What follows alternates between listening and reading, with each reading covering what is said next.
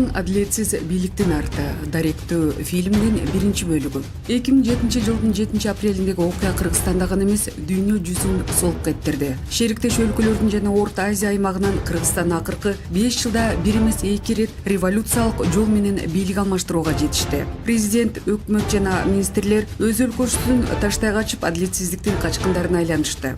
5 жыл мурда мындай тагдырга Кыргызстандын алгачкы президенти Аскар Акаевдин үй-бүлөсү жана бийлик командасы туш болсо, андан кийин ушундай эле окуяны Курманбек Байкеевдин бийлик мунарасы кайталады. Коррупцияга оюлуп Кыргызстанды үй-бүлөлүк башкарууга алып, демократиянын, адам укуктарын тепселешине жол койгон Курманбек Байкеевдин бийлиги жөн эле кулап калган жок. Албетте, кыргыз эли 87 адамдын өмүрүн алган революцияны эч качан унута албайт. Бирок 5 миллион калкы бар эгемендүү Кыргызстан эли 3 апрель революциясынан сырткарда айтып бүткүс азаптуу күндөр алдыда тургандыгын бүгүн эскерүү канчалык оор. 2010 жылдын апрель айында 87 адам каза болуп, бийлик алмашкан революция болсо, 2 айдан кийин июнь айында түштүктө улуттар аралык коогалаң башталды. Албетте, бул коогалаң ошол мезгилдеги алсыз бийликтин адилетсиз араң жан бечилдигинен жаралгандыгы да ачуу чындыктын бири болуп калды. Андыктан 2010 жылдын июнь айында түштүктө болуп өткөн трагедия тууралуу сөз баштаардан мурда Акаевдин жана Байкеевдик бийликтин кыйроо себептерин аныктабай туруп, пикир айтуунун кажети деле жок. Дал ушул адилетсиз бийликтердин жашоодо салтанат курушу жана аны кыйратууга болгон оппозициянын ар түрдүү амалдары акыры келип карапайым элдин тагдырына келген кара булутка айланган. Кантип биз дал ушул элдин күчү менен кыйраган ошол эки бийликтин кылмыштуу аракеттерине укуктук жана саясий баа берип туруп, чуу дегенде эле карапайым калктын катасын талдап калабыз. Бирок ал мустактан бери эле катачылыкты карапайым эл эмес, падышалар жана саясатчылар жаратып келген. Аягында алар күнөөсүн элдерге оодара салышкан эмеспи? Кыргыздын туңгуч президенти аталган Акаевди жолдон адаштырган, уулу менен уулдары дос болгон саясий элитанын башында турган Курманбек Байкеев Акаевдик бийликти элөө менен анын өкмөт мүчөлөрүн жана президенттик администрациясын толугу менен сактап калды. Бардык катачылыктар жана айыптар Акаевга оодарылып, анын жазага тартуунун ордуна Кыргызстанга келбейсин деген гана талап коюлду. Байкеевдик бийлик эч качан Акаевди жоопко тарта албайт. Анткени ошол эле Акаевдик бийликтин 99% курамы Байкеевдин бийликти башка формасында жаратты. Акаевдин Байкеевдик бийликтин айырмасы анын коррупциялык маанайынан айырмаланып турду. Байкеев башкарган 5 жыл ичинде Кыргызстандын бюджети 3-4 эсе өскөнү менен, ошол эле кезде коррупция мурдагыдан 100 эсе өсүп, элдин турмушу жакшырмак тургай, жакырланып карапайым калктын кыжырдануусун күчөттү. Мындай көрүнүш Байкеевдин кичимекени Жалал-Абадта, Сузакта да күч алды. Булардын бардыгына бир тууган Байкеевдердин коррупциялык маанайдагы элди жерде биз гана башкарабыз, мыйзам бизден кийин турат деген көз караштар себеп болуп жатты. Бүгүн Байкеевдик бийлик кандайча кантип кулаганы жашыруун сыр болбой калды. Карапайым элдин айрыкча жаштардын Байкеевдик бийликке болгон кыжырдануусун 7 апрелде снайперлердин жана милициянын автоматтары, дубинкалар жана темир калкандары жалтартып, артка чегиндире алган жок. Элдин күчү толугу менен бийликти оодарып салды.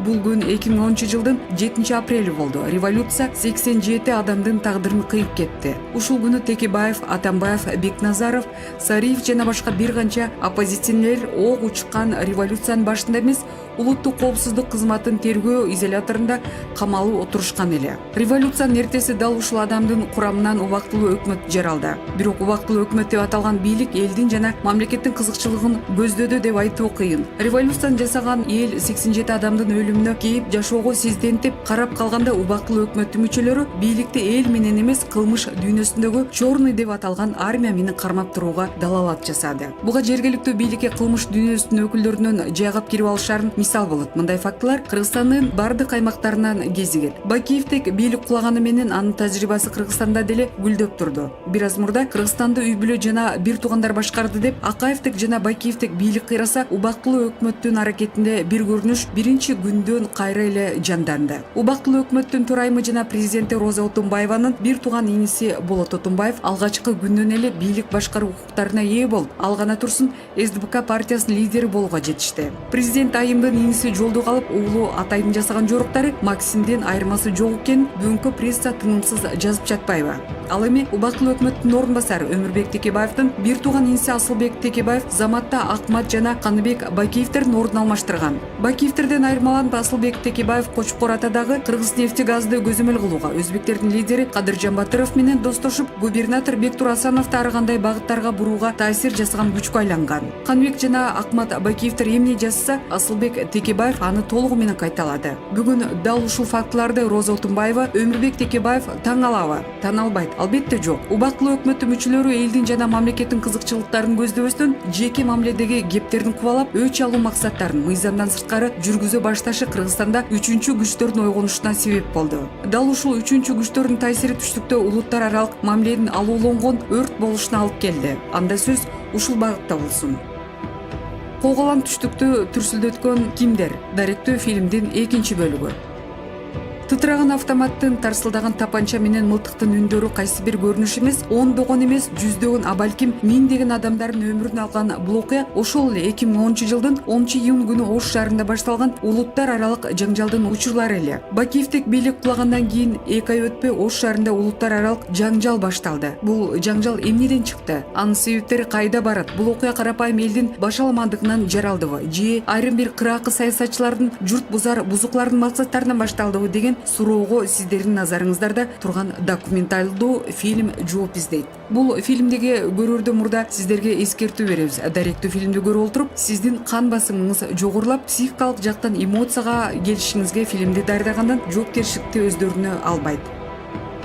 10-июнь 2010-жыл Ош шаары жаңжалдын башталышы. 10-июнь күнү түнкү саат 12-ге 10 мүнөт калганда Ош шаарынын үстүндө болуп көрбөгөндөй жаркыраган салют атылган. Ал эми түнкү саат 2-де бийик ойду дүркүрөгөн үн менен мечиттерде азан айтылган. Бул эки көрүнүшкө бүтүндөй Ош шаарынын эли күбө болгон. Ош шаарынын Алай мейманканасынын жанында өзбек улутундагы жаштар түнкү саат 11-ден кийин топтолушуп ар кандай хулигандык аракеттерди жасай башташты. Кадыржан Батыровдун буга чейин телеканалдар аркылуу чыгып сүйлөгөн 4 талабын кайталашкан. Ош мамлекеттик университетинин жатаканаларын таш бараңга алышып, айрым кыздарды зордуктай башташкан. Мына бул оюн зоо клубу Космос деп аталат. Өзбек жаштары ушул түнү 2 кыргыз баланы клубтан кармап алышып, бирин зордукташып, бирөөсүн көпкө чейин сабашкан. Окуя видео байкоо аппараты тарабынан тартылып калган. Эртең мененки 6:30 4 адамдын өлүгү жана 40тан ашуун жарадар адамдар ооруканага жеткирилген. Саат 7:30 Өзбек улутундагы бир нече адамдар областтык администрацияны басып алууга аракет кылышкан. Эртең мененки саат 8 өрт өчүрүү кызматынын маалыматына караганда Ош областтык филармония, Өзбек драма театры, Ош ТВ, Алай мейманканасы, басмаканалар жана Мукарам соода түйүнү өрттөн күйүп кеткен. Түшкү саат 14:00 20дан ашуун адамдын сөөктөрү моргко жеткирилди.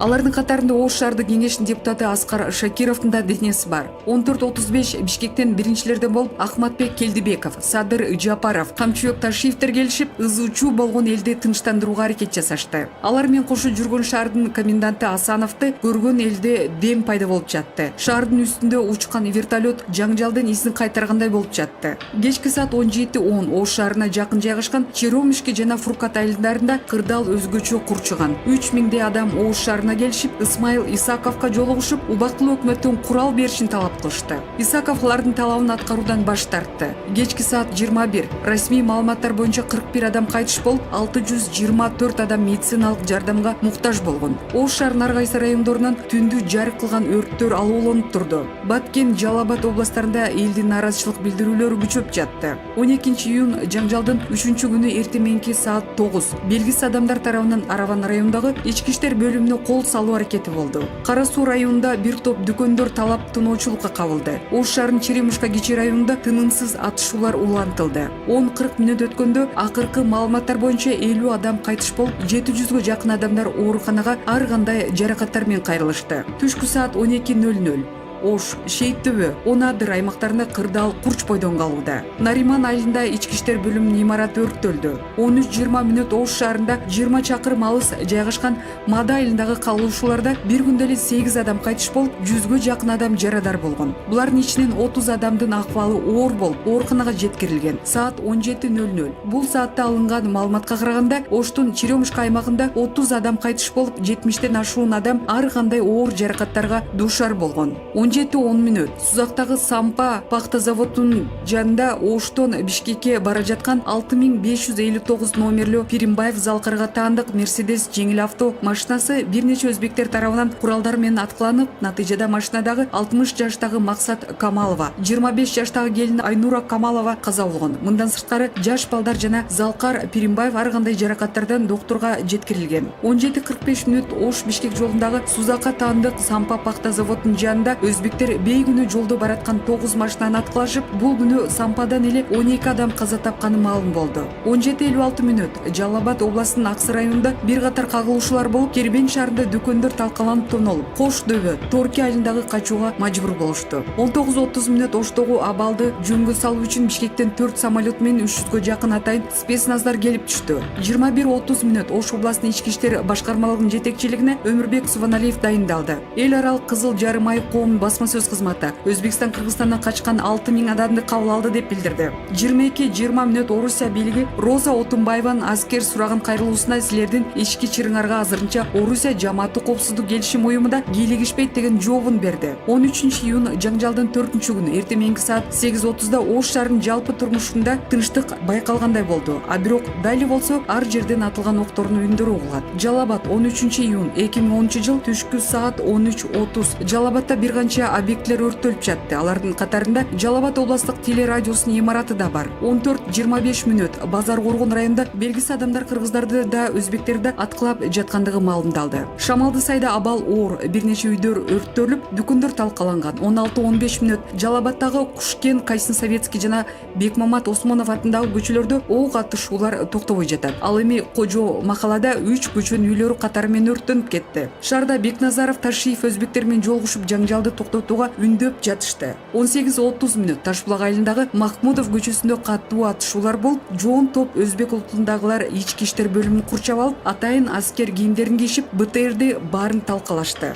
Бир нече адамдарды аткылашып, үйлөрдү өрттөп жатышты. Базар Коргон районунда эки тараптын атышуулары башталды. Жоон топ өзбек улутундагы адамдар милиция кызматкерлерин курчап, ок чыгара башташты. Алардын арасында снайпер бар экендигин да аныкталды. 19:10 Жалал Абадда нөшөлөгөн жамгыр жаана мөндүр жаап, өрттөлгөн айрым объектилер өзүнөн өзү өчтү. 13-июнь Кара Суу райондук ички иштер бөлүмүнүн начальниги Адыл Султанов жана айдоочусу Уран Шамурзаев өзбектер тарабынан мыкаачылык менен өлтүрүлдү. 14-июнь жаңжалдын 5-күнү 11:19 Жалал Абаддын борборунда кызыл кандуу 2000 адам топтолуп, ар кандай талаптарды коюп жатышат. Ал жерде бийлик өкүлдөрү жана аскер кызматкерлери жок. Камчыбек Ташиев элдин алдынан чыгып аларды ынтымакка токтоолукка чакырууда. Саат 12 дали болсо Ош аймагынын айрым жерлеринде атышуу болуп, объектилердин өрттөлгөн түтүндөрү токтогон жок. Биринчилерден болуп Ош шаарынын ооруканаларында гуманитардык жардамдар келип түштү. 16:14 Жалал Абаддын борбордук аянтындагы эл тарап алардын жарымы жаштар БТРге түшүп Сузакка жөнөштү. Шаарда талап тоноочулук күчөп, үйлөр өрттөнүүдө. Наалган элдин алдында Камчыбек Ташиев чыгып, мени өлтүрүп, анан Сузакка киресиңер деп элди токтоткону маалым болду. 16:50 Сузакты карай агылган эл тарап кетти. Барымтада жаткан БТРди жаштар кайтарып беришти. 17:52 Ноокат районунда өзбек улутундагы 2000 жаран качып, Кызылкая шаарына жакын чек-арага барышкан. Алардын артынан бийлик өкүлдөрү барышып, түшүндүрүү иштерин жүргүзүшүп, миңден ашуун адам кайра айылдарына кайтып келишкен. 18:53 Сузактагы Сампа заводунун жанындагы Ош Бишкек жолун торогон өзбек улутундагы адамдар 2 күндүн ичинде 17 жеңил авто машиналарды аткылашып, өрттөшүп, бир канча кыргыз жарандардын мерт калгандыгы түштүк эмес, түндүк Кыргызстанга дагы катуу таасир берип жаткандыгы байкалды.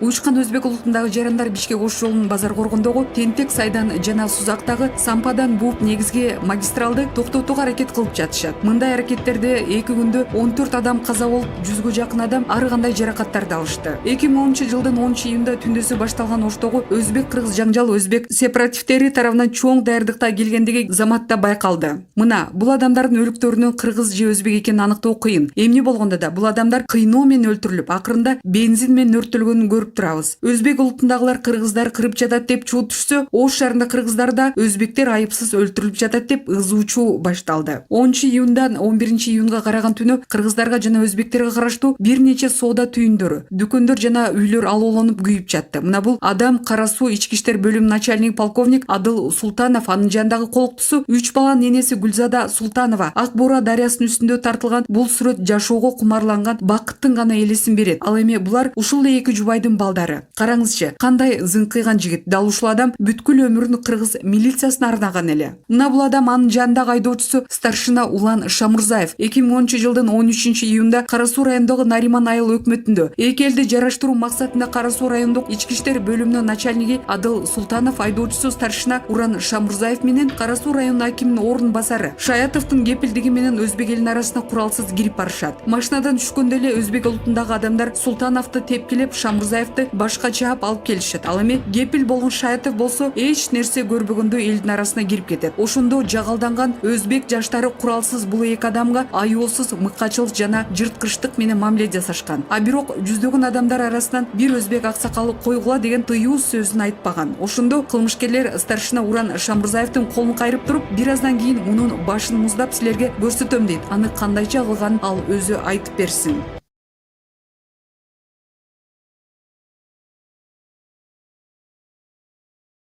Баса, Шундук инфо каналына катталган соң коңгуроону дагы басып иштетип койгонду унутпаңыздар. Эл чындыкты билсин.